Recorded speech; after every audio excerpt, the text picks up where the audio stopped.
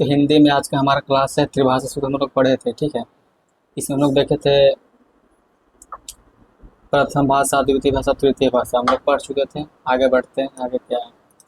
इसमें एक और सिस्टम बताया था यहाँ पे, री आप लोग ध्यान दीजिए। जिसमें हिंदी भाषी राज्य होते हैं उसमें उसमें अर्जन के रूप में क्या आता है, हिंदी। और बाकी जो दूसरी और तीसरी भाषा है वो अधिगम के रूप में आती है। अधिगम कहने का मतलब हमको वो चीज़ सीखनी पड़ती है एफर्ट लगा करके। वो अर्जन मतलब खुद का हो जाता है अपने आप, ठीक है। और अधिगम मतलब सीखना पड़ता है। तो इस यहाँ पे ये ध्यान देना है कि हिंदी यानी प्रथम भाषा जो होता है हमारा वो अर्जन कहलाता है, और द्वितीय और तृतीय भाषा क्या कहलाता है, अधिगम कहलाता है, ठीक है। आगे बढ़ते हैं। यहाँ से हम लोग पढ़ने वाले हैं भाषा अधिगम और भाषा अर्जन क्या है क्या नहीं है। तो आइए देखते हैं। भाषा अर्जन कुछ नहीं इसमें देखना है, बस इतना ही देखना है कि भाषा अर्जन मतलब अनौपचारिक लेकिन नॉन ऑफिशियल होती है। मतलब ऐसे ही बोलचाल की भाषा को भाषा अर्जन कहते हैं। ये मातृभाषा का हो सकता है या चेतन प्रक्रिया में होता है। मतलब ऐसे ही अपने आप दिमाग काम नहीं करता, मतलब ऐसे ही रहते रहते लोग सीख जाते हैं, उसी को अर्जन बोलते हैं, ठीक है। और कुछ नहीं समझना है। वही दूसरी ओर अधिगम, अधिगम क्या है, ठीक है। अधिगम मतलब उसमें औपचारिक या ऑफिशियल होता है। औपचारिक बोले तो ऑफिशियल एक दूसरी या तीसरी भाषा के रूप में होती है। इसको अधिगम करने का कहने का मतलब क्या होता है, उसमें शिक्षण मतलब शिक्षा जो ग्रहण करेंगे वो व्यवस्थित तरीके से होती है, मतलब सिस्टम तरीके से। इस चेतन प्रक्रिया में होता है। क्वेश्चन आएगा कि अधिगम किस प्रक्रिया में होता है, तो चेतन प्रक्रिया में होता है। प्रैक्टिस बहुत जरूरी है यहाँ पे, अभ्यास अनिवार्य है। विशेष परिस्थितियों में निर्माण होता है, मतलब किसी कंडीशन में कहीं हम लोग जैसे स्कूल में जाकर के सीखते हैं तो वो अधिगम कहलाएगा, ना कि वो अर्जन कहलाएगा। तो सीधा इम्पोर्टेंट बात यह है कि अर्जन मतलब अपने आप बिना किसी प्रोसेस के, अधिगम प्रोसेस या सिस्टम के थ्रू होता है, ठीक है। शिक्षण व शिक्षक क्या कहलाता है, क्या होता है ये शिक्षण व शिक्षक। देखिए शिक्षण, शिक्षण आप हम लोग पीछे पढ़े थे, ये त्रिआयामी प्रक्रिया है। इसमें तीन आयाम, तीन स्टेप, तीन चीज होती है। कौन कौन, पहला अध्यापक, दूसरा छात्र, तीसरा सिलेबस यानी विषय वस्तु क्या पढ़ाना है हमको, वो चीज। शिक्षण क्या कहलाता है, शिक्षण क्या कहलाता है, शिक्षण मतलब कोई एक दो ठो लोग हैं यहाँ पे, इनके पास बहुत अनुभव है, ज्ञान की कमी नहीं है, और इस बच्चे के पास ज्ञान की कमी है, तो ये इनको ट्रांसफ़र करते हैं। टीचर क्या करता है, टीचर करता है कि हाँ वो पढ़ाता है, यानी कि अपना ज्ञान किसी दूसरे को बांटते हैं। तो ये ज्ञान किसी कम ज्ञान वाले को देना, अधिक ज्ञान वाले किसी कम ज्ञान वाले को जो बताता है, जो समझाता है, उसी को बोलते हैं शिक्षण, ठीक है। वही शिक्षण कहलाता है। इसमें नंबर वन अध्यापक हो गया, दूसरा छात्र, और तीसरा विषय वस्तु। इन्हीं तीनों को मिला करके क्या कहा जाता है, शिक्षण कहा जाता है। जो शिक्षण में तीनों शामिल होते हैं, ठीक है, तीनों। विषय वस्तु कहने का मतलब सिलेबस, छात्र तो होना ही चाहिए और अध्यापक भी होना चाहिए, इसी को बोलते हैं शिक्षण, ठीक। आगे बढ़ते हैं।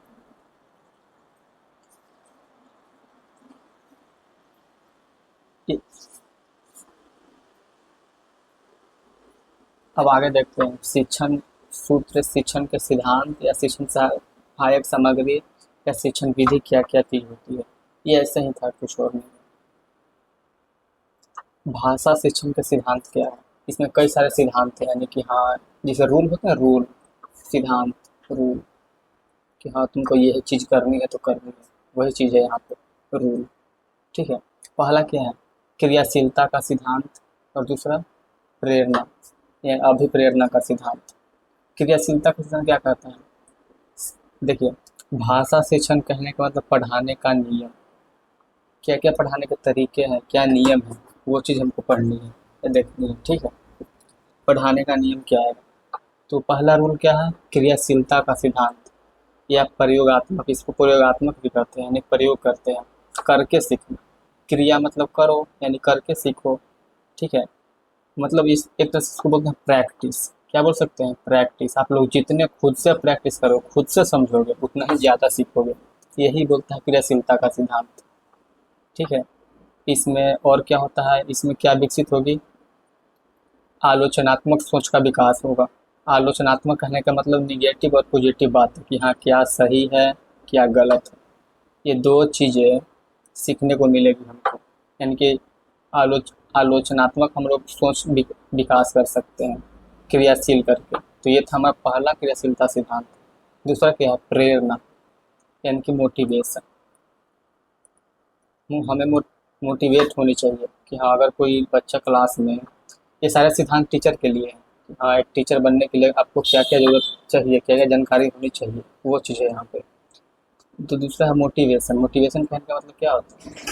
अगर कोई लड़का नहीं पढ़ रहा है तो उसको मोटिवेट करो कि हाँ तुम्हें पढ़ना जरूरी है, तो वो चीज़ है ये प्रेरणा। को उसको प्रेरणा दो, किसी लोगों के अच्छाई और अच्छाई के बारे में बताओ कि हाँ ये लोग ऐसे व्यक्ति की एग्जाम्पल दो, प्रेरणा दो, उसको मोटिवेट करो। तो वो था हमारा दूसरा प्रेरणा सिद्धांत। ठीक है।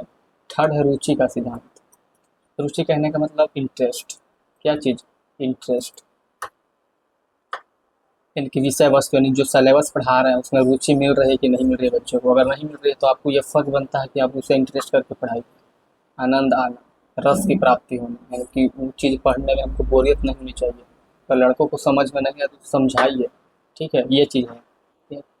तो यहाँ पे था हमारा पहला क्रियाशीलता का सिद्धांत, दूसरा प्रेरणा और तीसरा रुचि।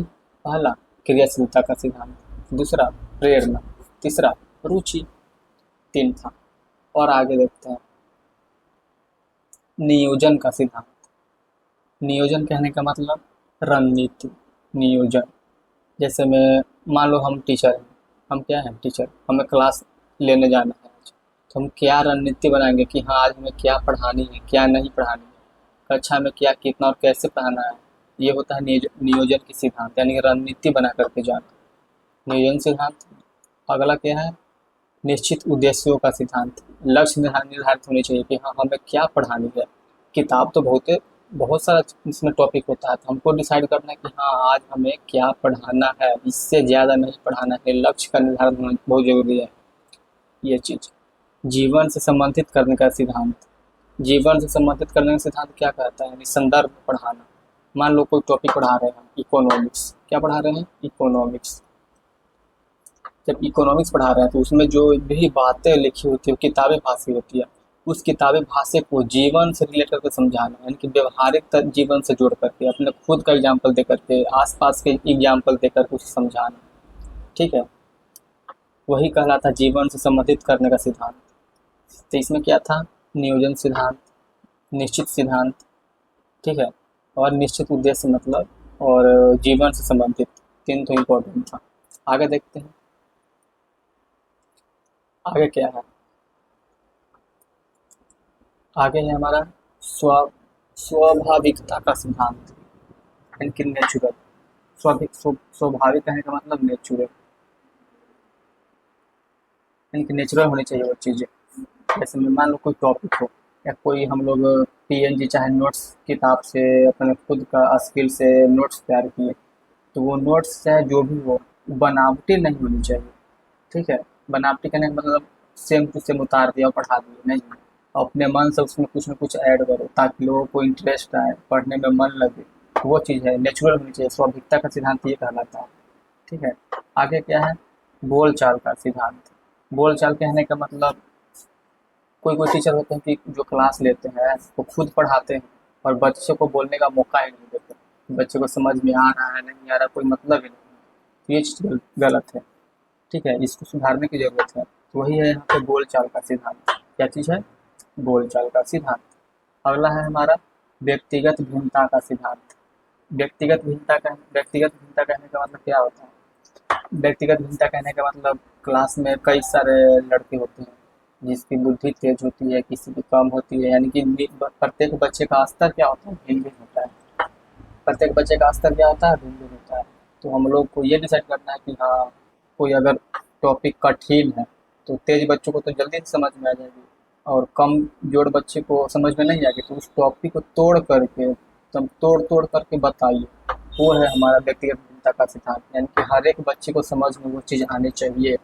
वो बातें नहीं, प्रत्येक बच्चों का स्तर भिन्न होता है, तो हमको उसको बताने के लिए, समझाने के लिए आसानी से समझाना पड़ेगा, एक एक स्टेप समझाना पड़ेगा। तो ये है, यानी कि सारे बच्चों को समझ में आनी चाहिए, ये हमारा फर्ज बनता है। व्यक्तिगत भिन्नता का सिद्धांत, ठीक है। इसमें कौन था? स्वाभिकता का सिद्धांत, बोलचाल का सिद्धांत और व्यक्तिगत सिद्धांत। आगे अनुपात व क्रम का सिद्धांत, ये क्या कहता है? अनुपात व क्रम का सिद्धांत कहता है कि जैसे में एक स्टेप होता है, क्रम तो अब होता नहीं है। अनुपात का सिद्धांत क्या है? सुनना, सुनना के बाद बोलना, बोलना के बाद पढ़ना, पढ़ना के बाद लिखना, यानी क्रम से भाषा कौशल में, क्योंकि बराबर मार्गों में चारों भाषा को कौशल का विकास होना, ठीक है। जैसे में देखिए क्या कहता है अनुपात का सिद्धांत। मान लो कोई बच्चा सुन लिया कोई चीज़ को, उसे लिखना ही नहीं आ रहा है, तो ये तो गलत बात है, या में फेल हो जाएगा। मान लो किसी चीज़, मान लो कोई बच्चे को वो चीज़ याद है, ठीक है, कि हाँ हम ऐसे ऐसे लिख लेंगे, और जब एग्जाम में गया तो उसे लिखने ही नहीं आ रहा है, तो ये गलत है। तो वही टीचर को सारे भाषा में सुनना, बोलना, पढ़ना और लिखना, चारों के चारों चीज़ में बराबर की शिक्षा देनी चाहिए। जो सुन पा रहा है उसे बोल पा भी रहा होगा, पढ़ रहा भी होगा, लिख रहा भी होगा। कई कई ऐसा होता है कि कोई भी बच्चे को पढ़ना आता है, पढ़ पाता है लेकिन लिख नहीं पाता है, तो ये तो गलत है। तो अनुपात का सिद्धांत यही कहता है कि सुनना, बोलना, पढ़ना और लिखना, चारों चीज़ पे फोकस होनी जरूरी है, ये चीज़ कहती है, ठीक है। नेक्स्ट है आवृत्ति का सिद्धांत। आवृत्ति कहने का मतलब, आवृत्ति यानी कि वही दोहराव, यानी कि पुनरावृत्ति। मान लो कोई टॉपिक आप लोग पढ़ा दिए, तो टॉपिक था हमारा किसी चीज़ का, मान लो मोशन था, मोशन है। जब मोशन है तो इसको एक बार पढ़ा दिए तो उसको फिर से एक बार रिपीट कर दीजिए, ठीक है, कि हाँ, मतलब आवृत्ति का सिद्धांत ये कहता है कि पढ़ा के मत चले जाइए, उसको रिपीट कीजिए, दोबारा पढ़ा सकते हैं आप उसी 5 मिनट 10 मिनट के में रिवीजन कर सकते हैं, आवृत्ति में कर दीजिए, रिवीजन करवा दीजिए, वो चीज़ हमारा आवृत्ति का सिद्धांत। इसमें एक नियम होता है 1-4-7, 1-4-7 का रूल, यानी कि आप जो पहला दिन पढ़े उसको चौथा दिन पढ़ें, वही चीज़ आप 7वां दिन पढ़ें, तो ऐसे पढ़िएगा तो वो चीज़ आपको कभी नहीं भूलिएगा, मतलब हमेशा के लिए याद हो जाएगा। वो था हमारा। नेक्स्ट है हमारा लोकतांत्रिक, क्या चीज़? लोकतांत्रिक या प्रजातांत्रिक मूल्यों का सिद्धांत। उत्तम नागरिक, सामाजिक व्यक्ति बनना। जैसे मान लो कोई स्कूल में आया, क्लास में पढ़ रहा है, ठीक है, तो उसको सिर्फ ज्ञानी या किताबी भाषा मत दीजिए, उसको उत्तम नागरिक बनाने के लिए भी प्रयास कीजिए, सामाजिक व्यक्ति बनाने के लिए प्रयास कीजिए कि हाँ ये चीज़ मत तोड़ो। कोई आता है और बेंच तोड़ के चला जाता है, कोई खिड़की तोड़ के चला जाता है, चापाकल तोड़ देता है, बच्चे इतने शरारती होते हैं, तो उसे उत्तम नागरिक भी बनाइए, यानी कि लोकतांत्रिक ज्ञान भी दीजिए उसको, ठीक है। तो ये था, यानी कि इसमें अनुपात का नियम, अनुपात का सिद्धांत, आवृत्ति का सिद्धांत और लोकतांत्रिक सिद्धांत, ये था हमारा। नेक्स्ट इतना ही सिद्धांत है टोटल। कौन कितने हैं भाषा शिक्षण के सिद्धांत में? क्रियाशीलता का सिद्धांत, प्रेरणा या अभिप्रेरणा और रुचि का सिद्धांत। क्रियाशीलता, प्रेरणा, अभिरुचि यानी रुचि, इंटरेस्ट। क्रियाशीलता प्रैक्टिस, प्रेरणा मोटिवेशन, रुचि इंटरेस्ट। फिर नियोजन मतलब सोच करके आना। निश्चित उद्देश्य मतलब क्या पढ़ाना है। जीवन से संबंधित मतलब उसको एग्जाम्पल दे करके समझाएं। स्वाभाविकता का सिद्धांत कहने का मतलब नेचुरल होनी चाहिए। बोलचाल का सिद्धांत, बोलने का आज़ादी हो। व्यक्तिगत भिन्नता का सिद्धांत, जो प्रत्येक बच्चे अलग अलग होते हैं। अनुपात का सिद्धांत, चारों चीज़ बराबर होनी चाहिए। आवृत्ति का सिद्धांत, दोहराव। लोकतांत्रिक, उत्तम नागरिक बनाना हमारा उद्देश्य है। तो ये था हमारा क्लास हिंदी का, ठीक है। मिलते हैं नेक्स्ट क्लास में।